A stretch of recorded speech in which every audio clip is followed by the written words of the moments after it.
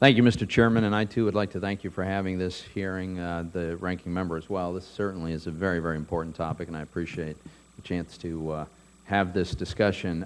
My first question, thank you, Madam Chairman, for being with us today. In a footnote on the first page of your testimony, you acknowledge that the views of your testimony are your views. That's right. And not the views of the Commission. Is it fair to say that the views that you have expressed in fact do not represent the majority of the Commission? Senator, I guess I wouldn't say that. I mean, clearly they have not joined me in this testimony. A majority, the Commission as a whole hasn't. I think that some would tell you that they still have open minds and they're want to engage with the document from the staff when it's circulated, see what the proposals are, see what the cost benefit and other analyses are. But you were right that some of them have expressed their views that nothing more needs to be done, that the 2010 reforms were sufficient. But Well, I am hopeful that we will have the debate that I think we need to have. I'll go out on a limb. It seems to me that there's a majority on the Commission that does not share your view on this, but we'll see how this develops. I also want to make the point that the disclosure that there were 300 instances in which there was some voluntary support succeeded in getting some sensational stories written, but the fact that it came without the accompanying analysis and without the accompanying data so that people really can't evaluate it is pretty unfortunate, because I've seen articles in which people leap to conclusions that may not be supported by the data. And I'd like to drill down a little bit into this topic, since you have raised this and seem to be making this an important basis for suggesting that we need some really extraordinary new regulations. The Boston Federal Reserve Bank recently cited that there were 47 instances of direct support between 2007 and 2010. In a recent speech, Federal Reserve Governor Tarullo referred to around 100 instances between '89 and 2003. Moody's reported in 2010 that there were 181 cases between 1980 and August '09. I guess my first question is everybody using the same definition of what constitutes support? They may not be, and they may not also be looking at the entire universe of money market funds, as I said earlier. So could you tell us what is the definition that you've used to define an instance of this voluntary support that gets you to this count of 300? Yes, we have used, I believe, a pretty conservative evaluation, looking at those instances where money market funds came to the staff of the SEC and sought authority to essentially violate the affiliated transaction rules by making a contribution to the fund. We have generally talked about it as being buying out distressed paper, entering into a capital support agreement, or a letter of credit. We did not count renewals of capital support agreements, and we didn't count other types of potential contributions. Okay, so a credit agreement is essentially a conditional support. If that was never drawn on, does it still count towards the 300? Yes, because it still shows up as a liability on the balance sheet. Okay, but but there was no credit event that occurred. There was no adverse outcome for the fund. It was simply an arrangement that was made and was never used in that case.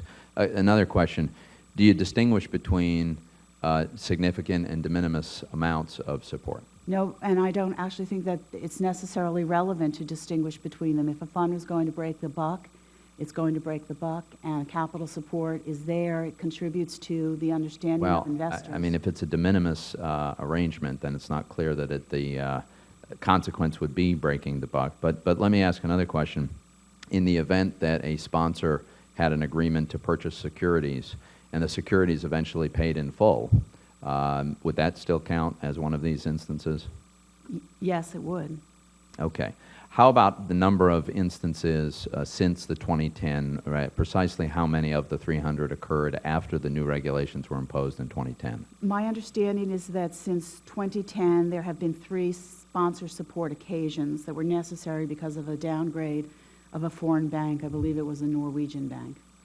But it's very hard for us to evaluate when you say necessary without understanding. I mean, we just went through a number of examples in which support is defined in ways that certainly wouldn't suggest to me, or I think to many people, that there was any real danger. And my concern is that this is the impression that is being created, that these are all instances about which we should be very, very concerned, when in fact it sounds as though many of them are not terribly disturbing.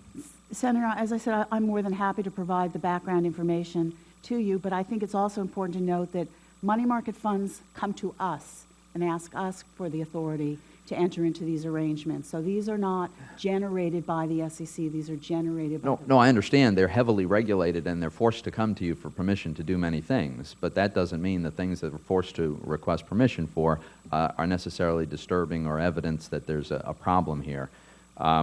So you'll give us a public release of all the data and the analysis that accompanied it. When do you expect we'd be able to get a chance to look at that? I would endeavor to get it to you as quickly as possible in the next couple weeks.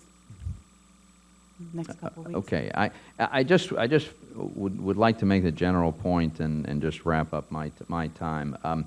Your testimony, which I read closely, in my view, you're portraying an industry that's extremely vulnerable, that has all these risks of runs, and I really find that extraordinary in light of the actual history. When you think of the way this industry has thrived for decades, that have seen so many extraordinary events, serious recessions, bouts of inflation, the crash of the S&L industry, all kinds of devastating natural disasters, 9/11, all the while, prior to the financial crisis of '08, there were thousands of bank failures, individual years in which hundreds of banks failed, and during all that time, one money market fund broke the buck.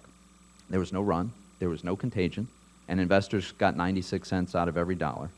Then along comes the financial crisis. It's the worst since the Great Depression. Investment banks go down in smokes, commercial banks crumble, an entire industry is wiped out. The big wirehouse broker-dealers no longer exist, all either forced to be bought or convert their charter.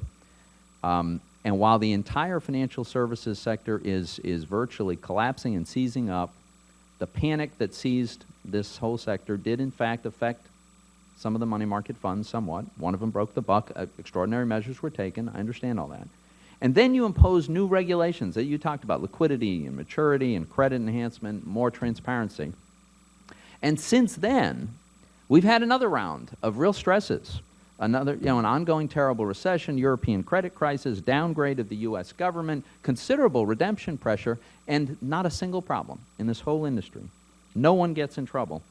And now, without having had a chance to look at this data that you cite, and citing the very characteristics that have been in place from the very first day of this industry, you're telling us that this is a very vulnerable industry and there's great threats of a run, and using that to justify regulations that I think threaten the very existence of this industry.